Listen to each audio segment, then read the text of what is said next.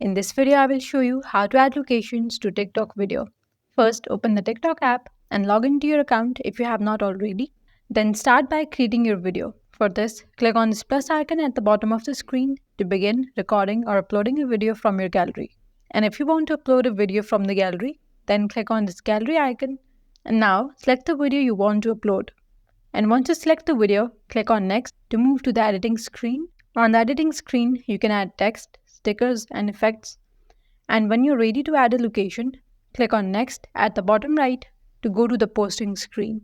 On the posting screen, you can see this option of add location. So click on add location and a list of nearby places or suggested locations will pop up. You can either select a location from the list or you can use the search bar to find the exact location you want to tag in your video. And once you have selected the location, it will appear below your video in the post preview. And once you're done, click on post. And now you can see the location is mentioned on the video. Remember, adding a location can help your video reach people who are nearby or interested in the place you are featuring.